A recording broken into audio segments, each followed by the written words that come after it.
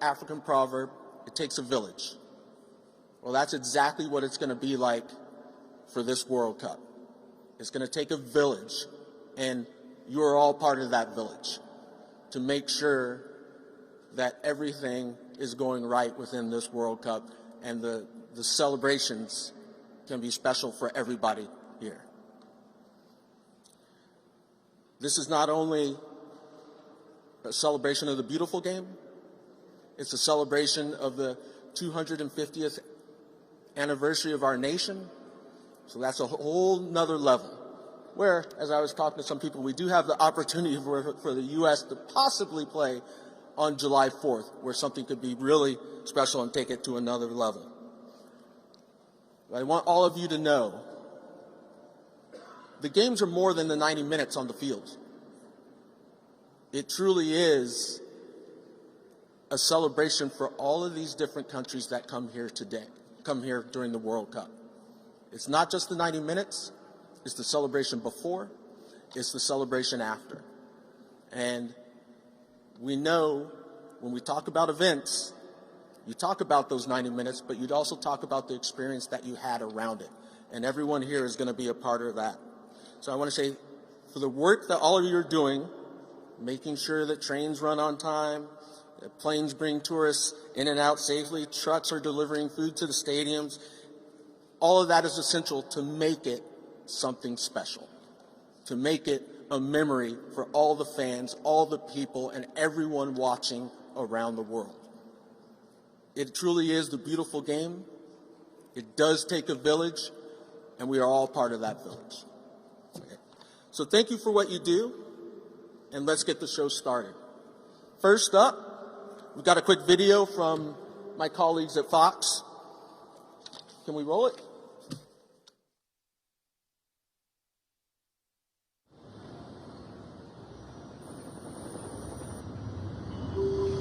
FIFA officially announced the greatest sporting event on the planet returns to the centerpiece of the world's greatest soccer.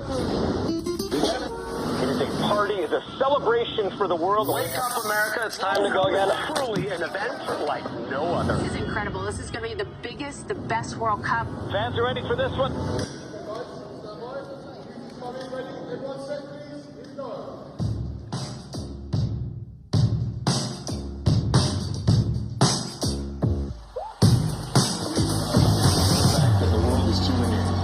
People around the world. It's so little in this world that unites us as a country, unites us as a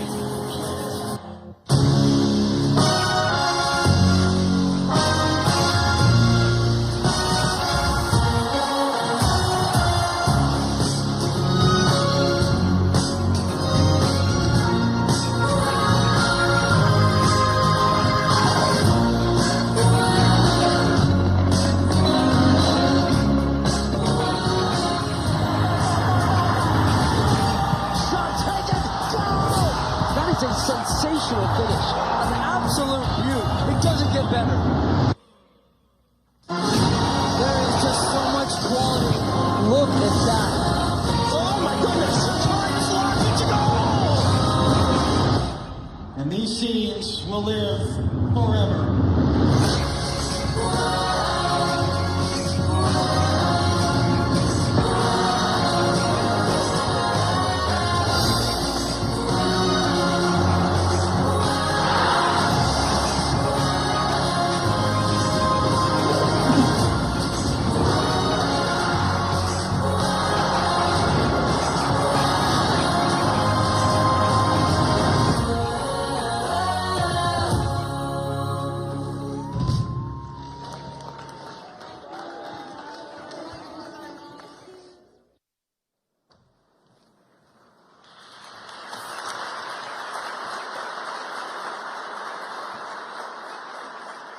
I love that. I love that.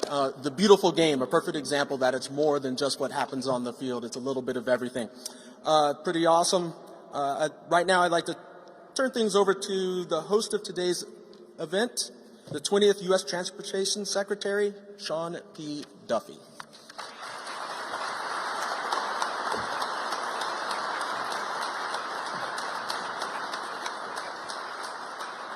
How great is this? We have Kobe here emceeing our event. He is a legend, a National Soccer Hall of Famer, a three-time World Cup player, Fox Sports analyst. So Kobe, thank you for being here. Thank you for doing this for us. Again, bringing so much energy in a week of great soccer energy with the FIFA draw tomorrow. So we are truly grateful for that. Hey, everybody. Yeah.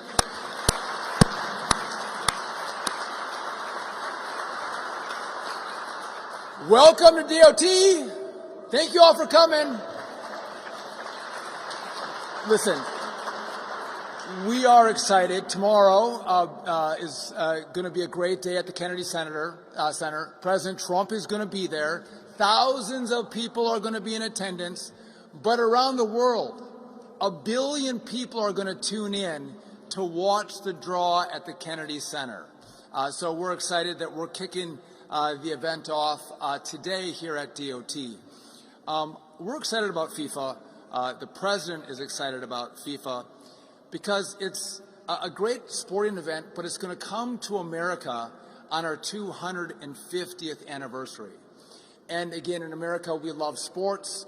We love to celebrate our birthdays. So to combine those two things together is going to be absolutely fantastic.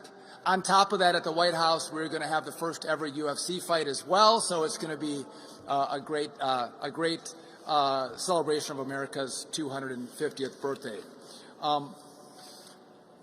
As we look to these games, right, we're going to have 6 million people that are going to come into the United States to watch these games. So I've talked with State, I've talked with Homeland, we've partnered together. The president has given this directive.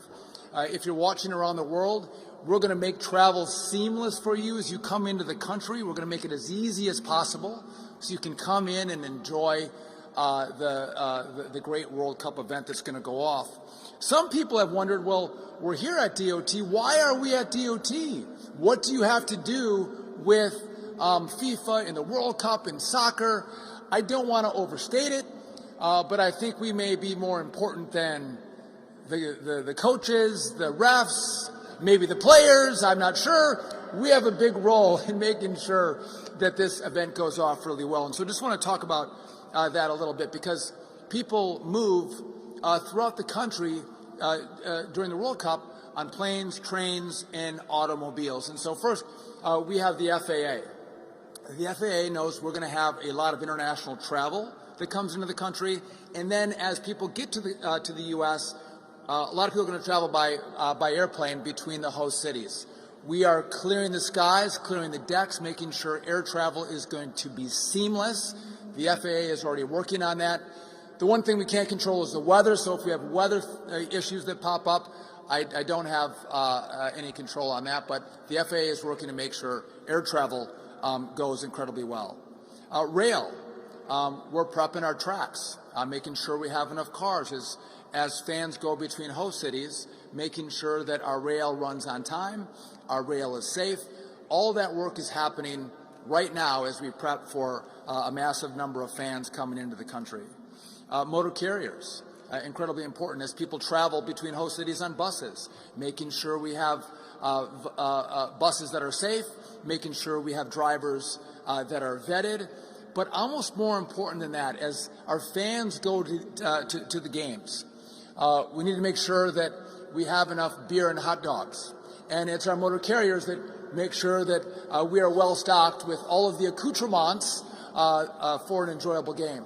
They also bring in all of the equipment that allows our networks to broadcast this event worldwide. And so that's the role that motor carriers play. One of the biggest parts of what we do, though, is transit and making sure that our subway systems, our buses, we have enough cars, we have enough buses. We actually bring in additional assets to make sure we can move people seamlessly from the hotels in which they're staying, getting them to the games, getting them there on time, getting them there safely. All happens at DOT. And so it just doesn't happen by us, making it an afterthought. We've been thinking about this for over a year. How do we make these games great? How do we showcase America to showcase then the World Cup? And so I want to thank the whole DOT team who's here. Again, we have consistent meetings. How are we doing? How is everyone working together? And I feel very confident as a secretary that this is going to go off incredibly well. I do want to take a moment, and I don't want to be a Debbie Downer for you all, but one of the issues that we see that I think is it's a tragedy. There's a lot of human trafficking in the U.S., but around the world. And when big sporting events like this happen, it is a time when more human trafficking takes place. And we want to do all we can to make sure we stop these young women who are being trafficked. And I want to take a moment, I was just talking about transit. The New Jersey transit team has gone above and beyond to make sure they're running ads, heightening the knowledge of their travelers to understand the signs of someone who may be trafficked. And so the DOT today, U.S. DOT, is going to award for their great work New Jersey Transit an additional $50,000 as a recognition of the work that they're doing to stop human trafficking and to maybe put a few more resources into that effort to make sure people see the signs. Again, we want to enjoy these games. It's a great time to celebrate. It's a great time for countries to rally around their teams. But we also want to make sure that if there are bad things happening, that we're doing all we can to stop it. So to New Jersey Transit, we thank them for all that they're doing.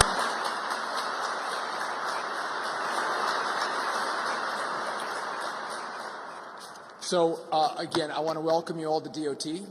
Thank you for being here. I want you all to know that, again, we are working incredibly hard.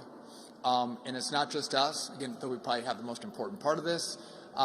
Don't tell Marco Rubio or Kristi Noem I said that, but we do. But we all are working together. And what I love is that our president, you go to the Oval Office, he's had a FIFA trophy sitting in the Oval for months on end. He is excited about the games and has given a directive to all his cabinet secretaries. Make sure this is seamless. Make sure this is great. Make sure this is the greatest sporting event for the World Cup ever. And so that is the mission, and that's what we're trying to deliver on. I'm a hockey guy. I'm sorry, Kobe, not necessarily a soccer guy. It was before my time in northern Wisconsin. So I'm going to give you a 1980 Olympic hockey team, Herb Brooks, whose famous quote was, "Great moments are born from great opportunity." Gentlemen, we have a great opportunity coming this summer. Let's maximize it. Let's love it. Let's have a blast. Let's have a ball. Let's stay safe. And let's make sure the U.S. wins. With that, Kobe, I'll give it back to you. Thank you.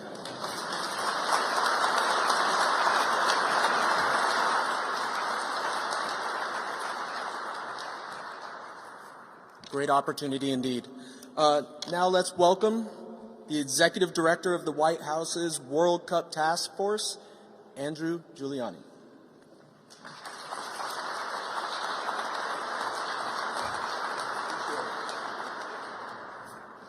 Well, good morning, everybody, and one day till the draw here coming up at the Kennedy Center. Very, very exciting.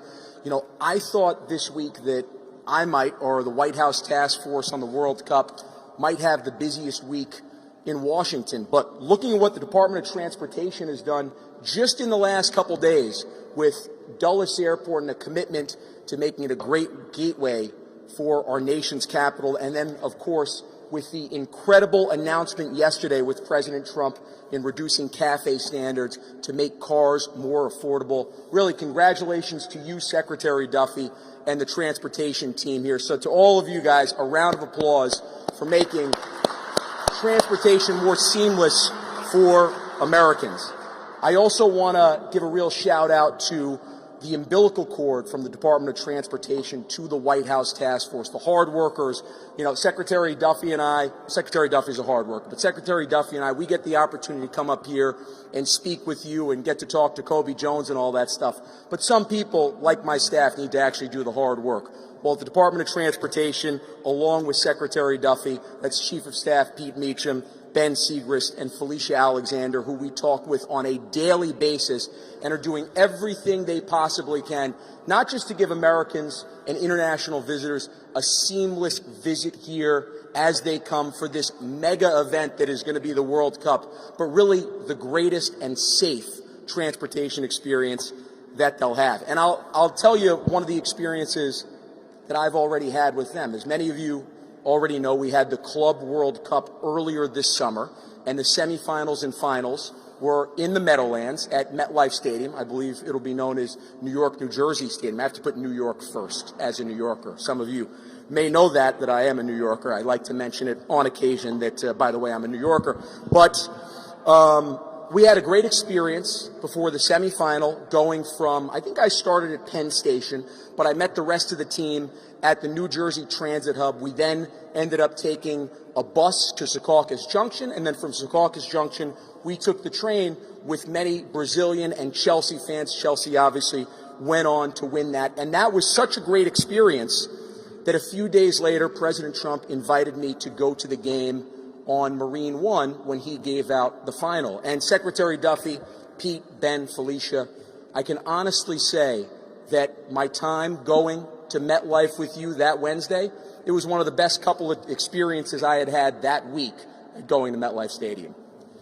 But truly the size and scope of this tournament is amazing. When you think about how many people will be coming to the United States, as Secretary Duffy said, over 6 million people. But when you think about how many people will be watching the United States of America alone, an average Super Bowl gets about 130 million people.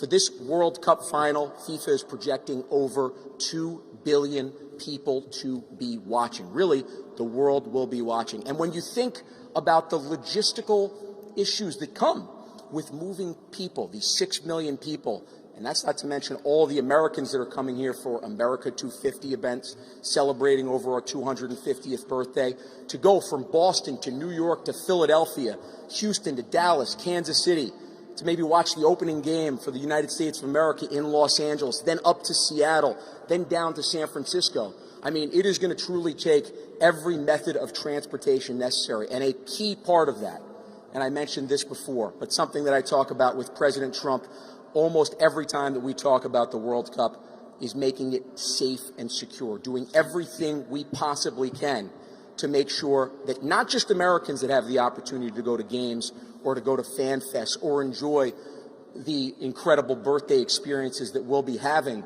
over America 250 have a great trip, but part of that is making sure that they have a safe trip and a safe trip home to their family. So we're focusing on making sure from a safety and security standpoint around the stadiums, in the diplomatic hotels, but certainly on the railways, on planes, on buses, that Americans, that those international tourists have a safe transit experience and that they're able to come back to their home country telling how incredible the United States of America is as a host. And just a little bit more of the scope of this, because it really, really is amazing. 104 games, 78 in the United States of America, 11 host cities. What we'll be finding out here tomorrow is where many of those teams will be playing, but what we'll also be finding out over the next month are maybe some of the cities around the United States of America that has not been the focus of this World Cup, where teams will base for the better part of a year. Think about if Argentina draws the Northeast. They very well could be based in Alexandria, Virginia, or maybe Providence, Rhode Island. If Brazil draws the West Coast, they could be in Boise, Idaho. The amount of international visitors that will actually come to the United States of America, regardless of whether or not they have a ticket, so that way they can enjoy what is going to be a mega event, this truly greatest event in human history, which is the World Cup. One final thought, because I think this is so key on our 250th birthday, as we approach our 250th birthday. I really believe the World Cup is the best opportunity for us as a country to show the greatness, true American exceptionalism in our first 250 years, and then the hope and promise of our next 250 years, and how people move about this incredible country that is the United States of America is such a key to that story. So Secretary Duffy, thank you so much for the time. I know we want to get on to Kobe Jones, guys that actually can kick the soccer balls. The thing that I've learned in this job is you're not allowed to use your hands here. So don't use your hands, you get red cards. So here's my red card. I'm getting off of here. And let's make sure we have really the greatest sporting event in the history of the world. Thank you.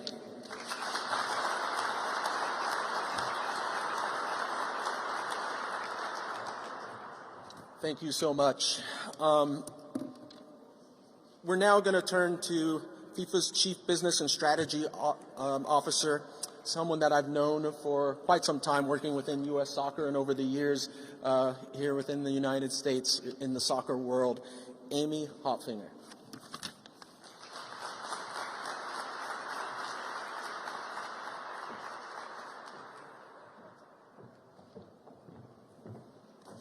Good morning. First, I'd just like to share our thank you on behalf of FIFA to the Department of Transportation for bringing this group together. It's so great to see so many dedicated state, local, federal, private sector, public sector, some of our host cities here, some of my FIFA colleagues. So thanks for taking the time this morning. I know it's a busy week for a lot of us. We have a big day ahead of us tomorrow. But on behalf of FIFA, on behalf of the FIFA World Cup 26, I'd like to thank Secretary Duffy and his entire team for their commitment to supporting next summer's FIFA World Cup. And ensuring travelers and transportation is a vital part of that success. The speed with which this administration and the care with which this administration has approached the FIFA World Cup is really second to none. You've heard from a few speakers today. What we've been able to accomplish over the last 10, 11 months is really remarkable, and it's on behalf of the administration, the agencies that we've been able to work with, our FIFA colleagues and our host cities that we are at this place today and ready to announce a schedule tomorrow and then again on Saturday, where we'll really be able to kickstart that next phase of planning. We're 189 days away from the largest sporting event in the history of the world, so no pressure to everyone in this room, but we are excited about welcoming over 6 million ticket holders. We're looking at $30 million in financial economic impact to the United States. That is second to none. We really need to make sure that we are ready to welcome the world. We have this opportunity, this once-in-a-lifetime opportunity, and we need to meet that mark. Next summer's tournament presents unique challenges to our transportation systems, not only with the footprint across the United States, but also cross-border travel with our partners in Canada and Mexico.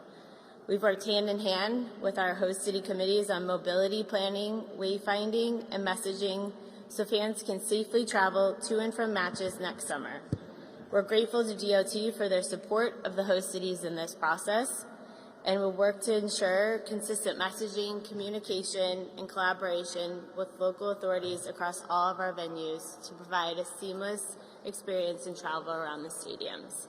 In the months ahead, we look forward to working with you all to ensure a safe and successful FIFA World Cup, smooth travel experiences, transportation for soccer fans around the globe, and to make sure that the United States is ready to welcome the world in less than 200 days.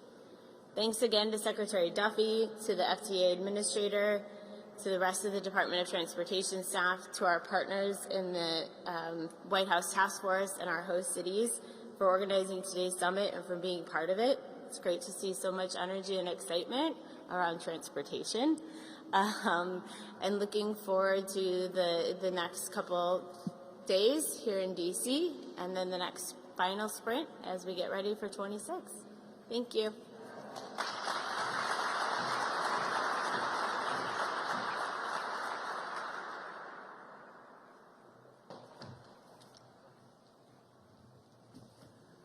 Thank you, Amy. Appreciate that.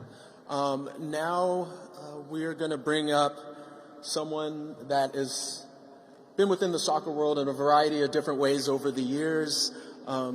Children himself enjoying the game, and now a very important position within U.S. Soccer. We're bringing up U.S. Soccer Federation incoming COO, Dan Helfrich.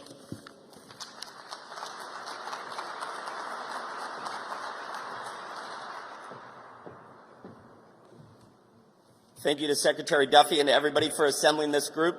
And while we at U.S. Soccer are extraordinarily excited for all 48 teams that will compete, we're really excited about the one that will be wearing the red, white, and blue. I don't come here with predictions for how our team will fare, but I will tell you that over the last few months, you can see palpably the energy, the passion, the grit, and the tenacity that our team will bring to the field in June, and they will challenge the world's best for sure. It was interesting, Secretary Duffy referenced Herb Brooks. I was with our coach Mauricio earlier this week, and he actually said, true story, he had just watched Miracle on the plane, and it got him extraordinarily excited for this summer. And while we are focused on an extraordinary event and an extraordinary performance for our team, I did want to share that our focus at U.S. Soccer is squarely on the legacy that this event and then the Olympics and then the 2031 Women's World Cup should create for our sport in this country. And we are investing in the sport, including in the Arthur Blank National Training Center in Atlanta, which will open this spring. But what we're really focused on is what we're calling Soccer Forward, which is our legacy initiative to make soccer the most played and the most accessible sport in the United States for everyone, so that everyone can achieve their highest ambition without regard for finance. And so with that focus, we thank the Secretary and the entire team for getting everyone to the matches, in particular for our fans. And we thank you in advance for your support of U.S. Soccer, not just in this event, but for what it will create in terms of momentum for our mission-driven impact sport.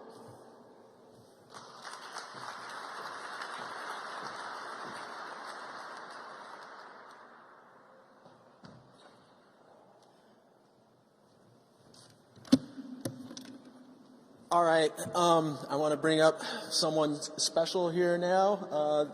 This is going to be Congressman Darren LaHood, the chairman of the Congressional Soccer Caucus and a strong advocate for the World Cup. He's going to be coming up to speak, but just before he does, I got to say, if you haven't been out to the Congressional Soccer match, you got to go, because it is something special to see all the Congress people out there competing, at a high level on the pitch. And Congressman LaHood, please.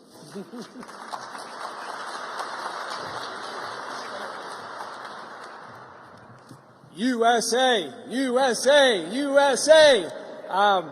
Thank you, Kobe. What a great day for our country and a great day for America to be here, and a big week for soccer. I want to thank Secretary Duffy and his team for hosting us here today at this beautiful venue, and to talk a little bit about soccer and the World Cup. As everybody knows, the U.S. is not shy about doing big events. But when you think about what the World Cup encompasses for next summer, this is a massive undertaking, as we've heard from a lot of the speakers and particularly from Secretary Duffy. But to put it in perspective, this will be the largest sporting event in the history of the world. It'll be the first time that 3 countries host the World Cup: Canada, Mexico, and the United States. We expand the World Cup for the first time from 32 to 48 teams coming to the United States. As I tell my colleagues, we're going to have 104 Super Bowls in 39 days, simultaneously. 11 venues in the United States, 2 in Canada, 3 in Mexico. And so this is a massive undertaking, a $30 billion economic impact on the United States. And that's the stage that's been set for next summer. And I want to just commend President Trump and the White House for their investment in this World Cup. Going back to the first Trump administration, when we submitted for the bid, it was a team effort to get this bid. But President Trump was front and center in helping to secure the bid for 2026, and now we're less than 7 months away from having this happen. In Congress, we've done a number of things to help our 11 host cities. Early this year, we got a $625 million appropriations that goes to our 11 host cities for security, for helping our police, for helping on logistics for those 11 host cities, which is vitally important. Secondly, $525 million for anti-drone technology for the 11 host cities, which plays an integral part on the security apparatus for the 11 host cities. So we've been very involved at the congressional level on those dollars, putting our money where our mouth is in terms of infrastructure and security that we need for the World Cup. And so I've been awful proud to play a role in Congress with the White House Task Force and all of our partners you've heard from today to make this the most successful World Cup in the history. And we have a generational opportunity for this country. Soccer is the fastest growing sport in the United States. It's the sport that's the most popular in the world. But this World Cup, what it'll mean for the United States, for our youth programs, and for our country, will have a generational impact for the future. And all of you in this room and the people we've heard today will play a role in that. And we look forward to working hard over the next 7 months to make this such a big success for the United States. Thank you, everybody.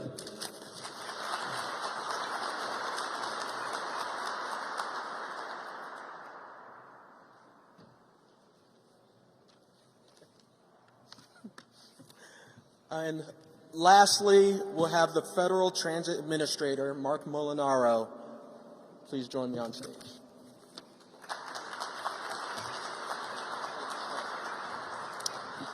I have the very difficult task of being the sixth speaker, which means only one thing. Everything has been said, but not everyone has yet said it. And so it is my job to inspire you off into our breakout sessions, encourage you to really dive in. This is a pep rally. Kobe and I were saying a little bit more. We need a little more energy from you. I noted Sean McMaster wasn't clapping loud enough from Highway.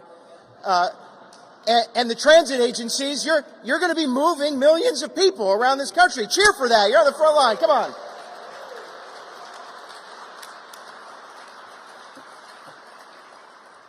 First, let me do some housekeeping. In about an hour, we're going to do 2 breakout sessions you likely know, one on ride sharing, one on wayfinding. You'll find them over in the media center. Please find your way there. There are a number of partners in the back, including those from USDOT. Please take an opportunity to get information that they're distributing, including our playbook from the FTA, our big event playbook. We hope that it's a good tool for transit agencies, those in the charter sector. We're trying to clarify some of the rules, make sure you understand all the game plans, and that you're engaged and ready to go. But this is an exciting time to be working at the United States Department of Transportation, because we are not only going to be moving goods and services, but we're going to be moving millions of people around the country. For this one opportunity when America gets to play on the main stage in soccer, and the world is going to be watching. And so to my friends in transit agencies all across the country, we are grateful for the work that you've done to prepare, but we have so much more to do.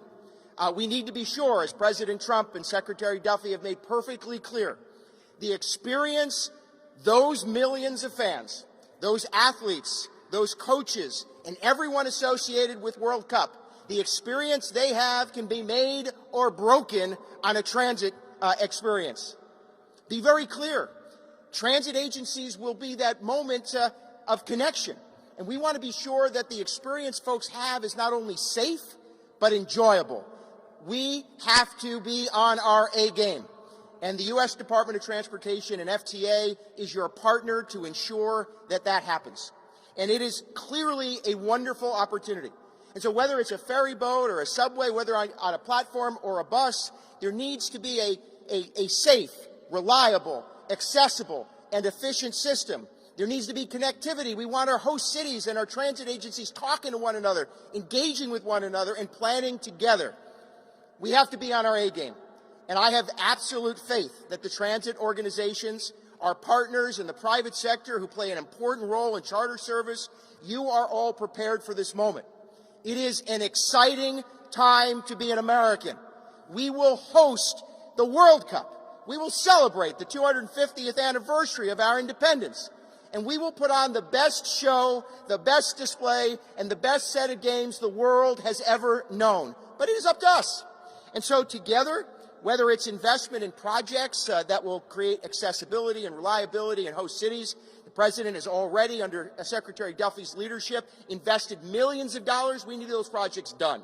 Whether it's partnership with all of the modes and those of us at FTA to ensure that you understand the rules and regulations, that we have the resources ready to go, partnering with our friends in Congress. We want to be sure that we are continuing to row in the same direction, all so very critically important. And lastly, this will be our opportunity, I think, certainly, and we've said it, a once-in-a-lifetime opportunity to showcase the strength, the innovation, and the reliability of American transit all across this country.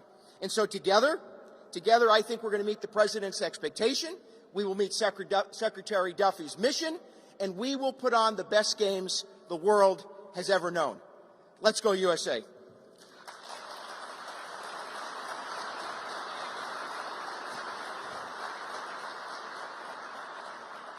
So, Kobe, my notes say I'm closing, but I think you're closing. So if Kobe did not show up today, they were going to make me be the MC. And I said I'd have to know the names. There's 5 or 6 names. And they said, well, one of them's Duffy. Do you know that one? I said, yes. They said, the other one's Molinaro. Do you know that one? I said, yes. The rest, I don't know. Problematic. Kobe, get to the breakout sessions in an hour. Thanks very much.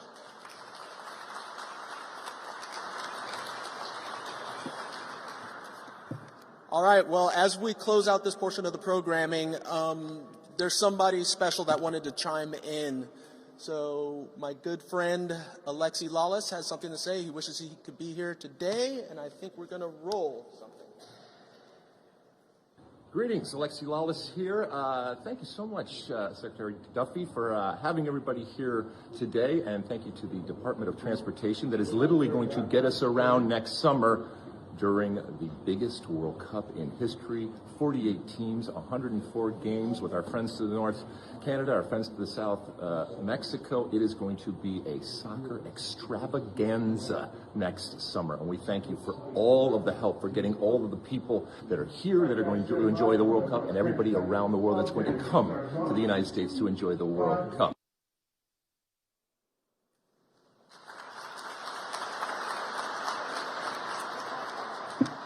Thank you all for coming, and remember to enjoy the beautiful game.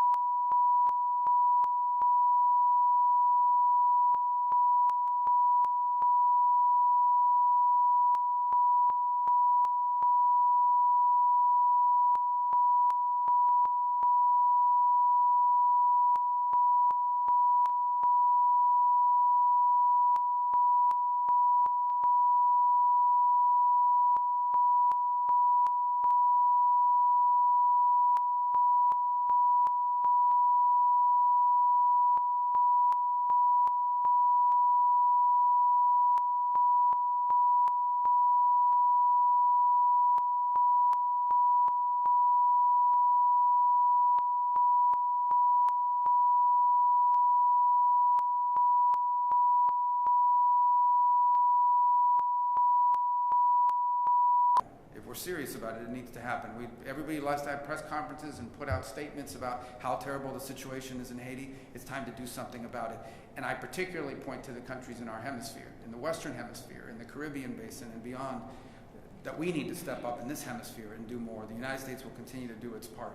But I just wanted to express again our gratitude.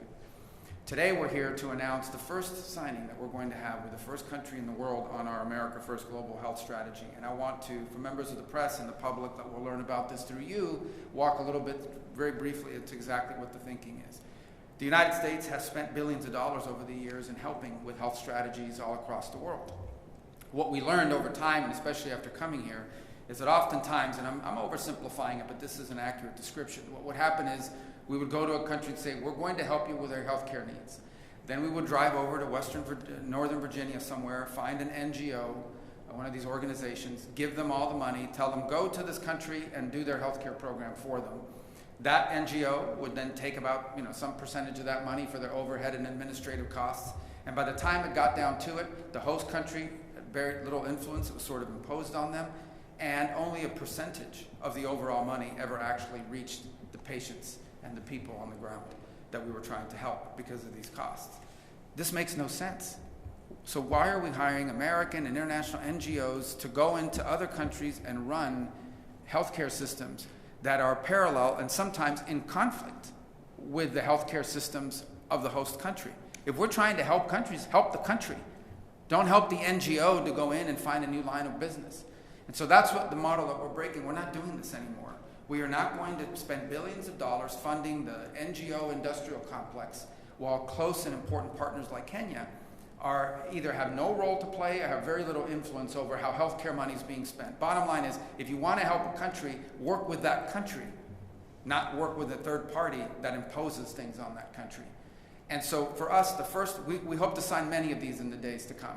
But the first one we're going to sign is with Kenya. And the reason why is twofold. Number one, because of our close partnership. Number two, because they have stable and strong institutions, both in government and in the healthcare sector.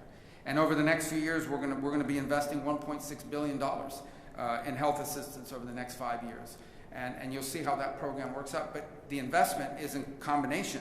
It will allow us, first of all, to leverage the private sector to create a sustainable U.S. health assistance model around the world, and not just in Kenya, but this is the perfect place to prove that it's going to work, because it is going to work. And what it means is that money is not just going to be spent to provide medicine and care, it's going to be spent to improve the domestic infrastructure, healthcare infrastructure, so that in 5 or 6 or 7 or 8 years, countries will say, we no longer need this much assistance, if any, because we have our own system, you've helped us to build it, it's now delivering results, and in fact, we now, these like maybe Kenya, want to go and teach other countries how to do it. And this is a very real possibility, and it's something we believe in. By the way, Kenya, our partner, okay, we're not imposing this, they're our partner. $850 million is what they're going to give to support these efforts. So this is truly a partnership. This is the way we should be doing assistance around the world. True assistance is self-sustainability, building the ability to sustain yourself in the long term.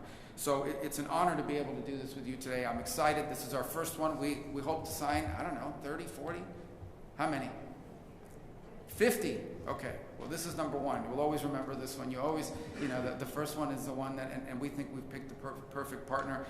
I thank you for being here today. I know you're also here. You're going to join us in a few minutes over at the Institute of Peace for another important topic on the Democratic Republic of Congo and Rwanda. So we're grateful you're here for both of these things, but it lined up perfectly. We are honored to welcome you to the State Department, Mr. President, and thank you for joining us today. Thank you.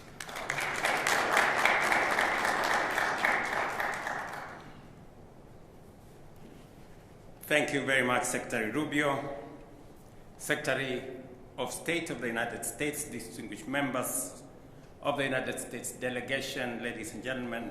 For over a quarter of a century, the United States has worked alongside Kenya, investing over $7 billion in well-being, health, and progress of our citizens. This partnership has saved millions from malaria, from HIV/AIDS, tuberculosis, and other life-threatening outbreaks. Together, we have built resilience, restored hope, and supported impactful institutions. Today, we reaffirm this consequential transformative, and historic partnership, which stands as a testament that becomes possible when two friendly nations unite around a common vision and a shared resolve to make healthcare systems not only stronger, but more resilient and truly sustainable. The framework we signed today adds momentum to my administration's universal health coverage that is focused on supply of modern equipment to our hospitals, efficient and timely delivery of health commodities to our facilities, enhancement of our health workforce, and health insurance for all leaving no Kenyan behind. This facility will also boost disease surveillance and emergency preparedness. On behalf of the government and people of Kenya, I express profound gratitude to the United States, to President Donald Trump, and to you, Marco, for the commitment of US dollars 1.6 billion to Kenya over the next 5 years. This gesture of goodwill by President Trump on behalf of the American taxpayers reinforce our ongoing mobilization of domestic resources by Kenyans and actors and stakeholders in Kenya to the health sector. And I assure you that every shilling and every dollar will be spent efficiently, effectively, and accountably. And let me say this for the record, that already we are mobilizing our own domestic resources to the tune of $3 billion to support the health deployment of health infrastructure in Kenya. Not just health personnel, we now have 107,000 community health promoters built into the health infrastructure, building from the bottom of the pyramid in every village, in every health center, in every dispensary, and making sure that health does not become a privilege for those who can afford, but a right for every citizen. Thank you very much to President Trump and his foresight and commitment to the relationship that exists between Kenya and the United States and between the United States and Africa. And let me say this, that as we sign this agreement, the first one ever, we don't take it for granted that many officials have spent many hours in putting this together. I want to commend them, both from the United States and from Kenya, so that we can do the easy job, me and Marco here, to do the final seeing of this agreement. Let me also commit that Kenya will continue to be available in Haiti to do what we can to ensure that the experience we have gathered over the last couple of months, running into 2 years now, will be of benefit to the gun suppression force. I did promise that we are not going to walk away from Haiti, and I want to say that Kenya would not have succeeded in Haiti if it were not for the support, the friendship, and the partnership of the United States. We look forward, and I join Secretary Marco in encouraging others from across the globe, especially in this region, the Organization of American States, that this is your neighborhood. If they can step forward with personnel, with resources, with equipment, with funding, we can all contribute to helping humanity in Haiti. And Kenya will play our role. We will make sure that there is a smooth transition, and we will play our roles even after that to make sure that we do not lose the gains that have been made. Thank you very much. We will be also participating in one of the most consequential and historic signing in ceremonies in the next event on Eastern DRC that will see stability, peace, and progress achieved as a result of the bringing together of the various teams and creating an ecosystem where our region, the East African region, we can unlock the potential that comes out of the peace and stability that we envisage and encourage all actors that we work together towards the success of what President Trump has put together. Thank you very much.